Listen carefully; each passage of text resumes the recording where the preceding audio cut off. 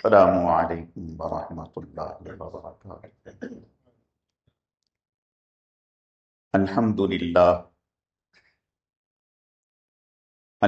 للہ نحمده ونستعینه ونستغفره ونؤمن به ونتوکل علیہ ونعوذ باللہ من شرور انفسنا ومن سیئات اعمالنا من يهده اللہ فلا مضل له ومن يضلله فلا هادی له ونشهد أن لا إله إلا الله وحده لا شريك له ولا نظير له ولا مثل له ولا مثال له ونشهد أن سيدنا وسندنا وشفيعنا ومرشدنا ومولانا وملجانا محمد وبارك وسلم وصل عليه اعوذ باللہ من الشیطان الرجیم بسم اللہ الرحمن الرحیم لقد كان لكم في رسول الله أسوة حسنة لمن كان يرجو الله واليوم الآخر وذكر الله كثيرا صدق الله مولانا العظيم وبلغنا رسوله النبي الكريم ونحن على ذلك لمن الشاهدين والشاكرين والحمد لله رب العالمين يا رب صل وسلم دائما أبدا على حبيبك خير الخلق كلهم۔ گرامی قدر معزز حاضرین، میرے واجب الاحترام بزرگوں اور عزیز نوجوان ساتھیوں،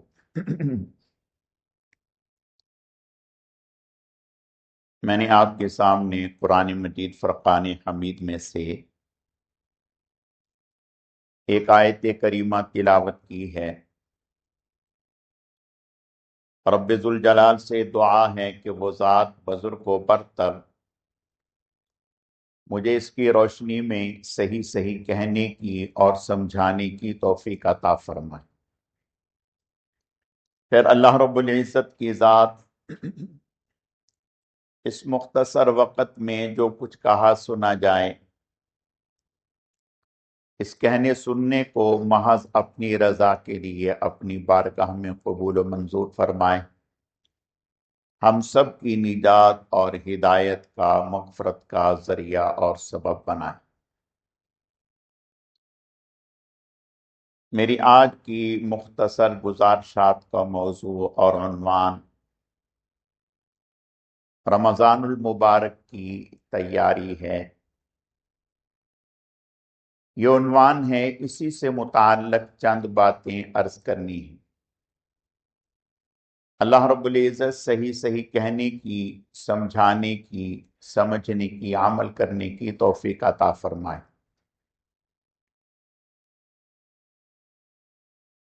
جو چیز جتنی اہمیت کی حامل ہوتی ہے،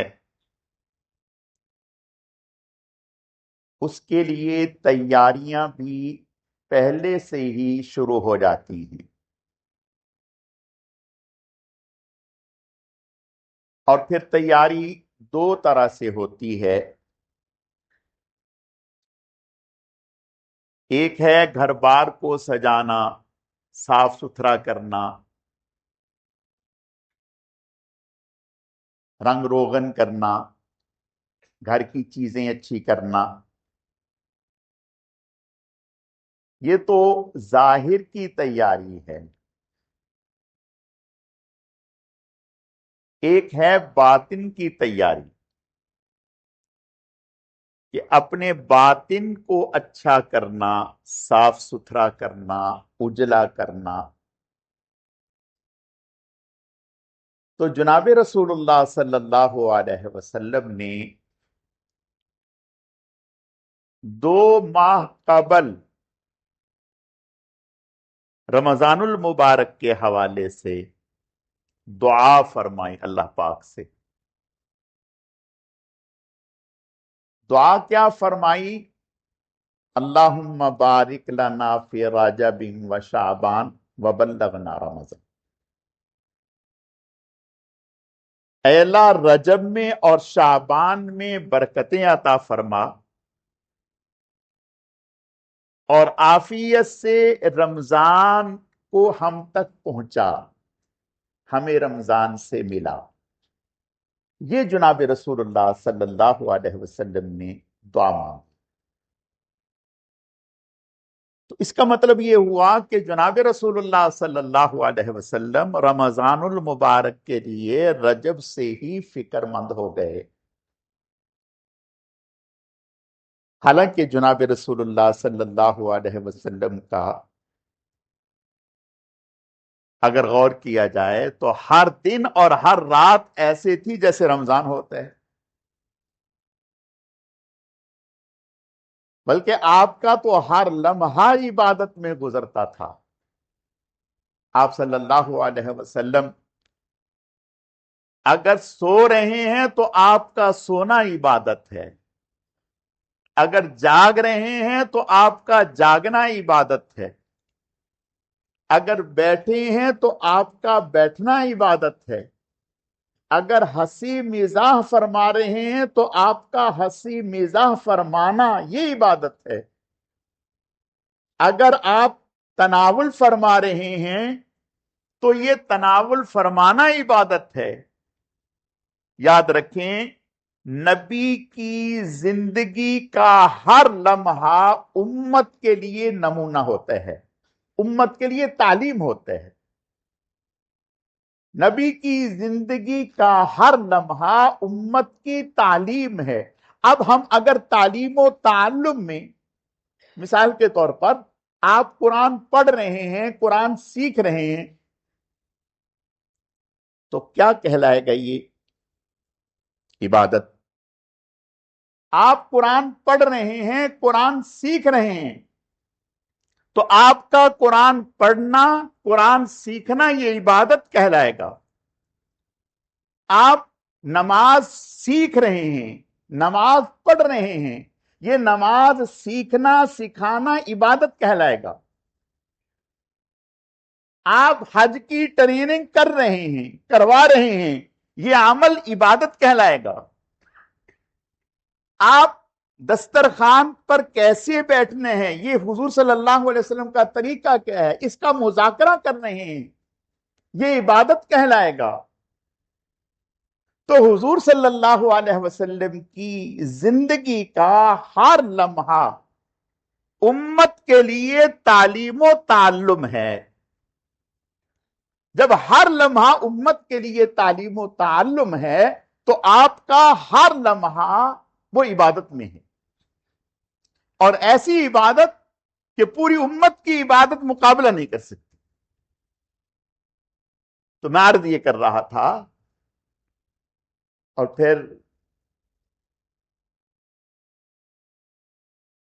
بعض ہمارے اکابر کہتے ہیں کہ اللہ نے قرآن دو اتارے، ایک نقوش کی صورت میں اور ایک محمد الرسول اللہ کے اعمال کی صورت میں۔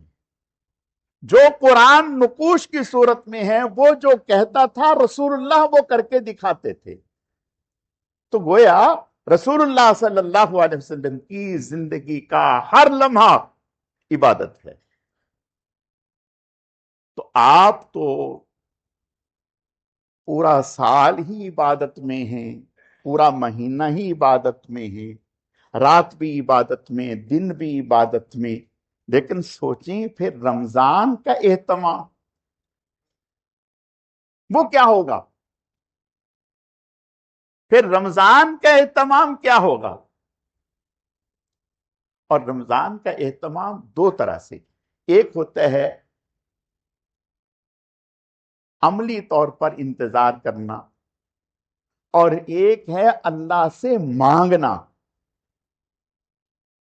جب کوئی چیز انسان اللہ سے مانگی جاتی ہے تو اس کا مطلب یہ ہے کہ اس کی طرف بہت زیادہ رغبت ہے،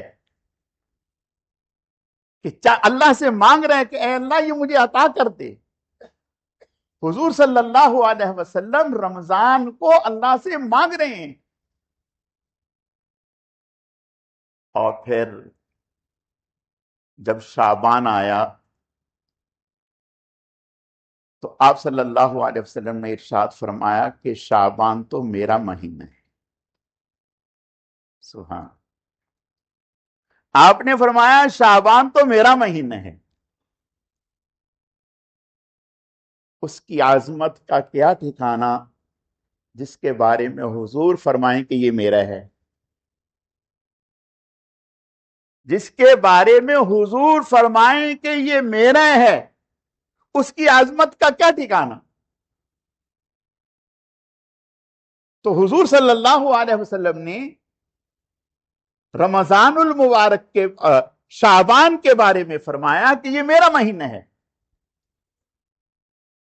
حضرت عائشہ صدیقہ رضی اللہ تعالی عنہا وہ فرماتی ہیں کہ آپ صلی اللہ علیہ وسلم جس قدر شعبان میں روزے رکھتے تھے کسی اور مہینے میں اتنی مقدار میں روزے نہیں رکھتے تھے.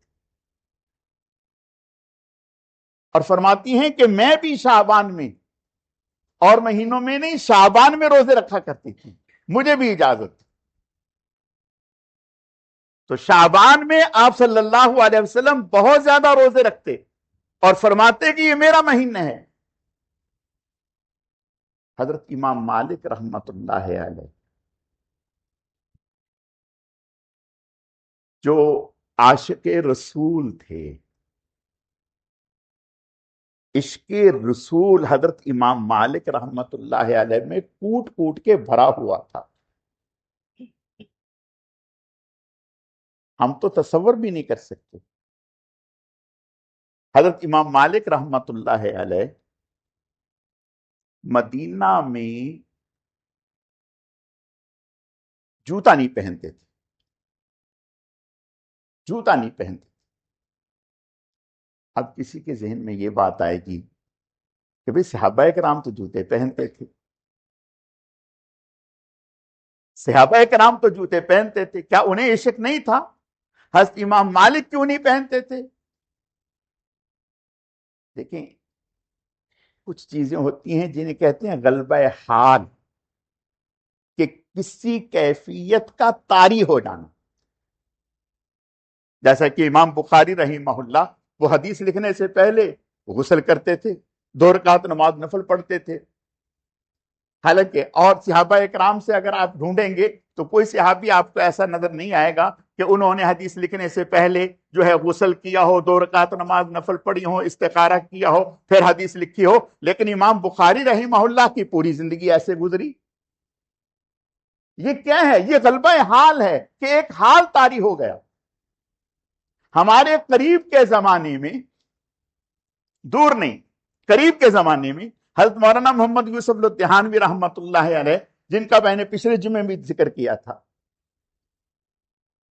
حدیث میں آتا ہے کہ آپ صلی اللہ علیہ وسلم لوکی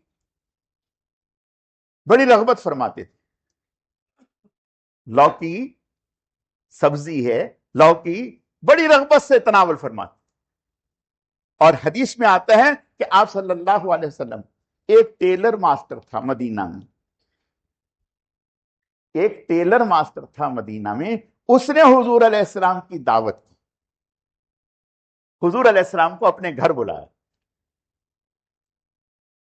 تو اس نے لوکی کا سالن بنایا اور گوشت بھی تھا اس. تو آپ صلی اللہ علیہ وسلم لوکی کے جو پیس تھے وہ ڈھونڈ ڈھونڈ کے لے رہے تھے، یعنی خوب محبت سے، رغبت سے اور پسند فرمائی آپ. بس حدیث میں اتنا ہی آئے ہیں کہ لوکی حضور کو پسند تھی. حضرت امام ابو حضرت مولانا یوسف لدھیانوی رحمت اللہ علیہ اس بنا پر کہ حضور علیہ السلام کو لوکی پسند تھی، آپ رغبت سے تناول فرماتے تھے. 7 سال تک ناشتے میں، دوپہر کے کھانے میں، शाम के खाने में लौकी आपके दस्तरखान पर जरूर होती थी, आपके दस्तरखान पर जरूर होती थी। क्या है? गलबा हाल है कि अल्लाह के नबी सल्लल्लाहु अलैहि वसल्लम की कोई अदा पसंद आई तो हजरत इमाम मालिक रहमतुल्लाह अलैह, हुजूर से ऐसा इश्क था, जितने भी आइम्मा हैं, बाकी आइम्मा, उनका कहना यह है कि मक्का की फजीलत ज्यादा है, पूरी रुए जमीन पर सारे खितों में से मक्का को फजीलत ज्यादा है। लेकिन हजरत इमाम मालिक रहमतुल्लाह अलैह का फतवा यह था कि मदीना मुनव्वरा को मक्का से भी ज्यादा फजीलत हासिल है। अब आप कहेंगे कि भाई वो उन्होंने कहां से ये बात निकाल ली? मैं एक बात अर्ज करता हूं, कुरान पाक को फजीलत है,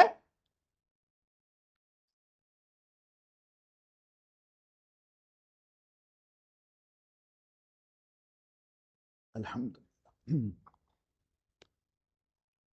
जी, कुरान पाक को फजीलत है, बिल्कुल है।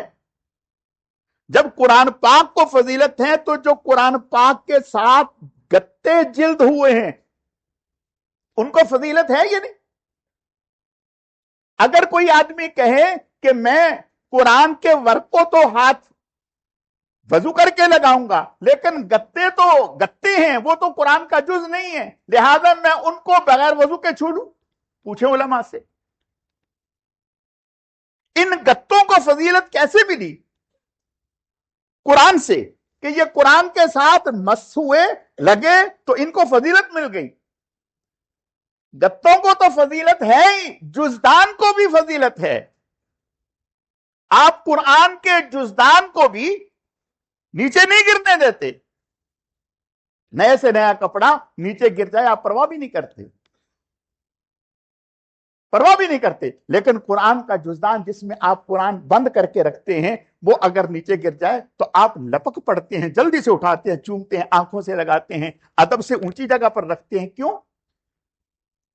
कि इसमें कुरान लपेटा जाता है। हजरत इमाम मालिक रहमतुल्लाह अलैह फरमाते हैं कि रसूलुल्लाह का मकाम अल्लाह की अर्शो कुर्सी से भी ज्यादा है, रसूलुल्लाह का मकाम बैतुल्लाह से ज्यादा है, अल्लाह की अर्शो कुर्सी से ज्यादा है।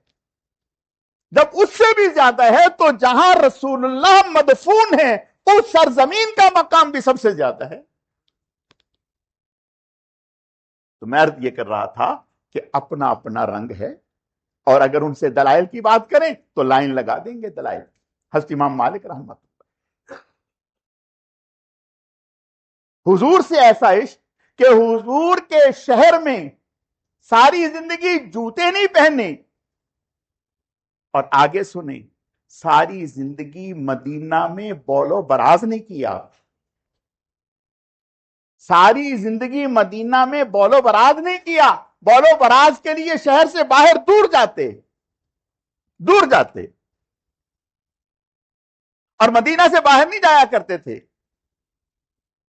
मदीना से बाहर नहीं जाते। हर वक्त ये घबराहट रहती थी कि ऐसा ना हो कि मैं मदीना से बाहर निकलूं और मुझे मौत आ जाए, मैं मदीना से बाहर निकलूं मुझे मौत आ जाए। ख्वाहिश ये थी, इश्क ये था, चाहत ये थी कि मुझे मदीना में मौत आए, और हर वक्त ये फिक्र रहती। एक दिन ख्वाब में जनाब रसूलुल्लाह सल्लल्लाहु अलैहि वसल्लम की जियारत हुई तो फरमाने लगे कि या रसूलुल्लाह, मेरी मौत कहां आएगी? यानी मैं हर वक्त बेचैन रहता हूं, मक्का भी नहीं जाता इस ख्याल से कि कहीं मेरी मौत ना वाक़या हो जाए, मुझे ये फिक्र रहती है, तो मेरी मौत कहां वाक़या होगी? आपने हाथ से यूं इशारा कर दी, हाथ से यूं इशारा किया। अब जब उठे तो परेशान हुए कि भाई हुजूर ने 5 उंगलियां की हैं, उठाई हैं, पता नहीं 5 दिन मेरी मौत के बाकी हैं, 5 साल बाकी हैं, 5 महीने बाकी हैं, 5 हफ्ते बाकी हैं, اس سے کیا مقصد ہے؟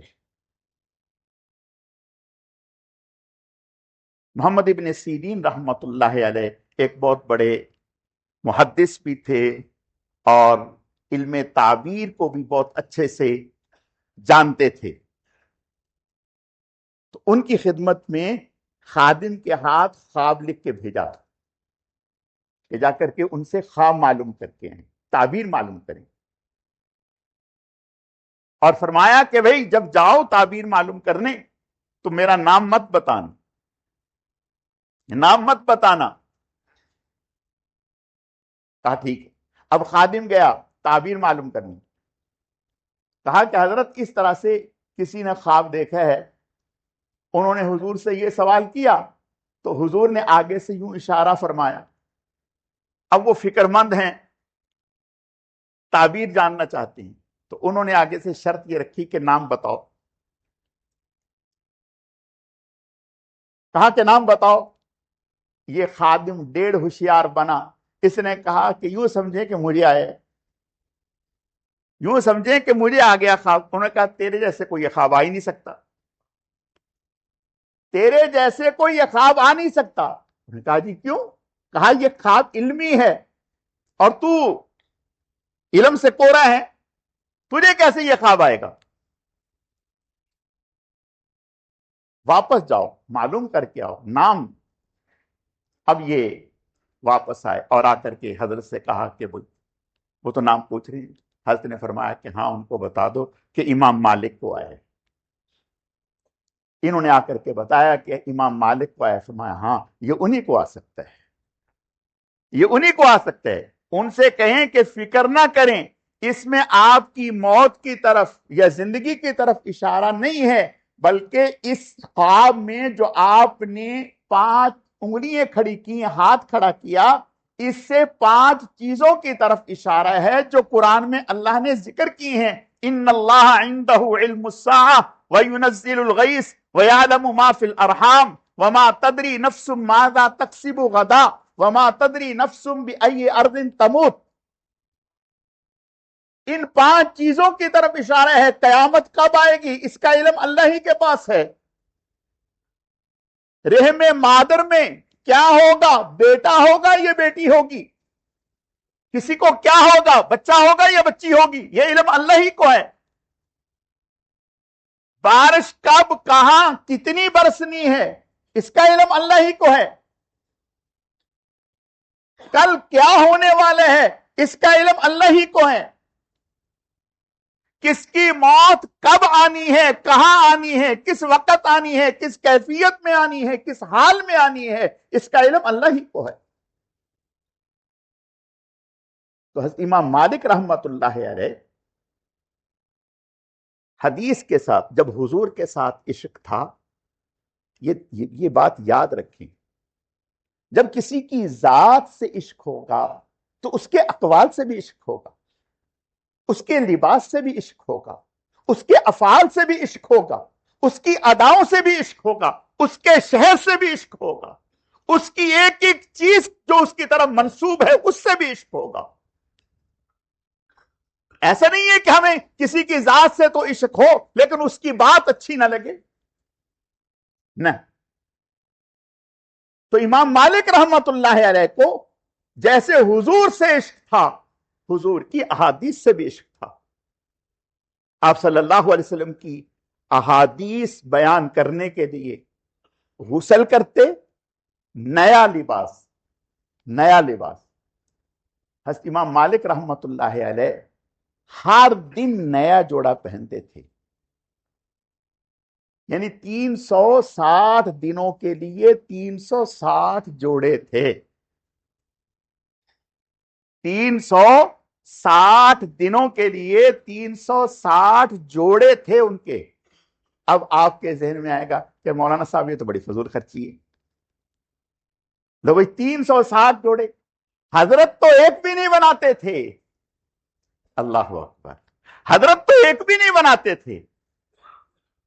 جو حضرت کے مداح تھے، حضرت سے محبت کرنے والے تھے، وہ یہ دیکھتے تھے کہ یہ شخص کتنے عظیم کام میں مشغول ہے، وہ یہ چاہتے تھے کہ حضرت جب حدیث کا درس دیں تو میرا لباس پہن کر کے حدیث کا درس دیں، حضرت کا یہ حدیث کا درس دینا اللہ کے ہاں مقبول ہے، اس طرح سے گویا میرا مال بھی اللہ کے ہاں مقبول ہو جائے گا۔ حضرت نہیں بناتے تھے، اور حضرت کیا کرتے تھے؟ آج جو لباس پہنا اگلے دن صدقہ کر دیا، آج جو لباس پہنا اگلے دن صدقہ، آج لباس پہنا وضو کی غسل کیا، نیا لباس پہنا خوشبو لگائی حدیث کا درس دیا، اگلے دن وہ صدقہ کر دیا۔ بتائیں ایسے عیش کسی کے ہیں؟ یہ عشق رسول کی برکت ہے، محبت رسول کی برکت ہے۔ یہ حضرت امام مالک رحمت اللہ علیہ جب شعبان آتا تھا، حدیث سے تو اتنا پیار تھا حضرت کو، بہت پیار۔ بادشاہ وقت حضرت کی مجلس میں آتا تھا، آ کر کے دو زانو ہو کر کے بیٹھتا تھا اور حضرت سے کہتا تھا کہ حضرت حدیث سنا دے۔ حضرت کے جی میں آتا تو سنا دیتے، نہیں تو فرماتے کہ آپ پڑھو۔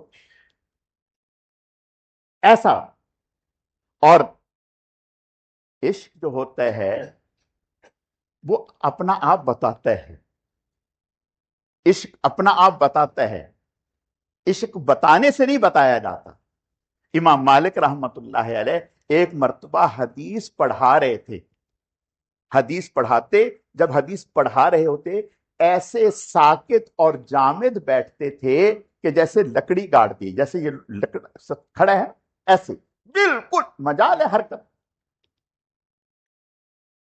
ایک دفعہ حدیث پڑھاتے پڑھاتے چہرے کا رنگ بدل رہا تھا، جیسے انسان کو تکلیف ہوتی ہے، کبھی آدمی کی طبیعت خراب ہوتی ہے، چہرے کا رنگ بدلتا ہے، پھیکا ہو جاتا ہے اور زرد ہو جاتا ہے، اس طرح سے چہرے کا رنگ بدل رہا تھا، لیکن حدیث پڑھاتے رہے۔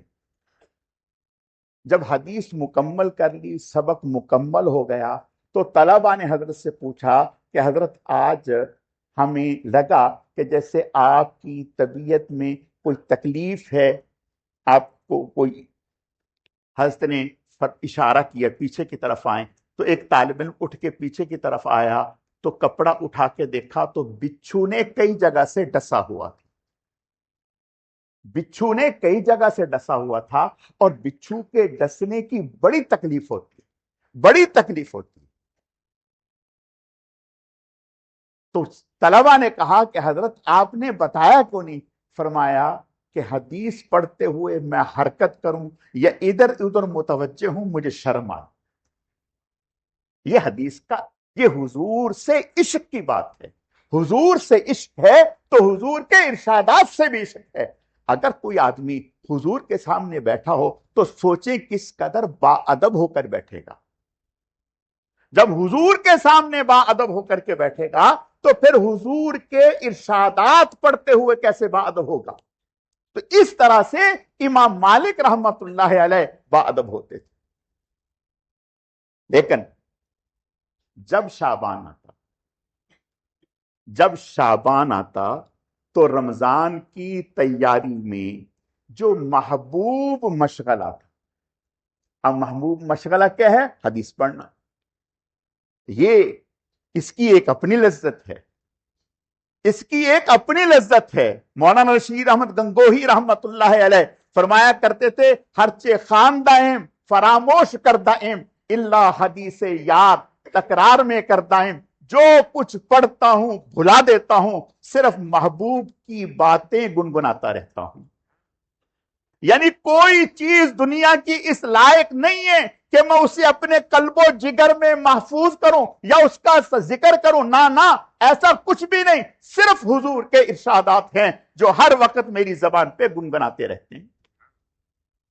تو امام مالک رحمت اللہ علیہ اتنا محبوب مشغلہ ہے، لیکن جب شعبان آتا تو حدیث کی مجلس موقوف کر دیتے، حدیث کی مجلس موقوف کر دیتے، طلباء کے ساتھ نشست و برخاست موقوف کر دیتے، लोगों के साथ मुलाकात मौकूफ कर देते। अब रमजान की तैयारी, अब रमजान की तैयारी क्या है? कुरान की तिलावत, रोजों की कसरत और कुरान की तिलावत, रोजों की कसरत और कुरान की तिलावत, ये रमजान की तैयारी है। और ये कहां से सीखा इमाम मालिक रहिमहुल्लाह ने? ये सीखा जनाब रसूलुल्लाह सल्लल्लाहु अलैहि वसल्लम। जब आप सल्लल्लाहु अलैहि वसल्लम रमजानुल मुबारक की ऐसी तैयारी फरमाते कि पूरा शाबान रोजों से गुजरता है, तिलावत से गुजरता है, जिक्र अज़कार से गुजरता है, तो गोया यूं कहिए शाबान रमजान का दरवाजा है, शाबान रमजान का दरवाजा है। मेरे अजीज हो, रमजान करीब है, 1-1.5 हफ्ते के बाद इंशाअल्लाह रमजानुल मुबारक की बहारें आएंगी अल्लाह के फजल से। लेकिन हमने उसके लिए क्या तैयारी की? देखो, बिजनेसमैन वो अपने बिजनेस से मुखलिस होता है, वो ईद का सीजन पाने के लिए, कमाने के लिए, रमजान का सीजन कमाने के लिए 6 महीने पहले से तैयारी करता है, 6 महीने पहले से तैयारी करता है। एक हलवाई से पूछा मैंने कहा ईद का सीजन पाने के लिए आप लोग कितनी तैयारी करते हैं? कहने लगे मौलाना साहब 4 महीने पहले से हमारी तैयारी शुरू हो जाती है, हम स्टॉक करना शुरू कर देते हैं, डब्बे बनवा, ये चीज, फलां चीज, फिर जाकर के ईद का सीजन कमाते हैं। हर ताजिर ईद का सीजन, रमजान का सीजन कमाने के लिए पहले से प्लानिंग और पहले से कोशिश और पहले से मेहनत करता है। मुसलमान मोमिन रमजान का सीजन पाने के लिए, रमजान की रूहानियत पाने के लिए, रमजान में अल्लाह को पाने के लिए, रमजान में अल्लाह की रजा को पाने के लिए, रमजान में मैं इस काबिल हो जाऊं कि अल्लाह मुझे कहे ये मेरा है, ये मेरा है, इसके लिए मेरे प्यारो आज से मेहनत होगी। जिसने आज मेहनत कर ली उसने रमजान पा लिया, और जिसने आज मेहनत ना की, कहा कि कोई बात नहीं, जब रमजान आएगा देख लेंगे, तो मेरे अजीजों वो रमजान से गुजर तो जाएगा, रमजान से गुजर तो जाएगा, लेकिन रमजान उसके अंदर में कोई तब्दीली नहीं लाएगा। अगर हम चाहें कि रमजान ऐसा है कि हमारा जाहिर भी बदल जाए, हमारा बातिन भी बदल जाए, हमारा घर भी बदल जाए, हमारी औलादें भी बदल जाएं, तो उसके लिए आज से दुआएं, आज से फिक्रमंदी और आज से कोशिश, अपने आप को गुनाहों से दूर करना, गुनाहों से माफी मांगना, हर तरह के गुनाहों को छोड़ने की मशक करना। मेरी जबान से गुनाह ना हो, मेरी आंख से गुनाह ना हो, मेरे कान से गुनाह ना हो, हलाल की फिक्र करना, झूठ से अपने आप को बचाना, ये आज अगर हम फिक्र करेंगे तो इंशाअल्लाह अल्लाह के फजल से दुआ भी और फिक्र भी, तो रमजान हमारा होगा। अल्लाह रब्बुल इज्जत समझने की, अमल करने की तौफीक अता फरमाए। आपकी दुआओं से इंशाअल्लाह आइंदा जुमे से पहले उम्रे की तैयारी का सफर है, अल्लाह के फजल से उम्रे पे जाएंगे। आइंदा 3 जुमे जो हैं वो यहां नहीं होंगे, 2 जुमे रमजान के और 1 जुमा रमजान से पहले, तो इंशाअल्लाह 4था जुमा आकर के फिर पढ़ाएंगे। आपसे भी दुआओं की दरखास्त है, इंशाअल्लाह हम भी आपके लिए दुआ करेंगे।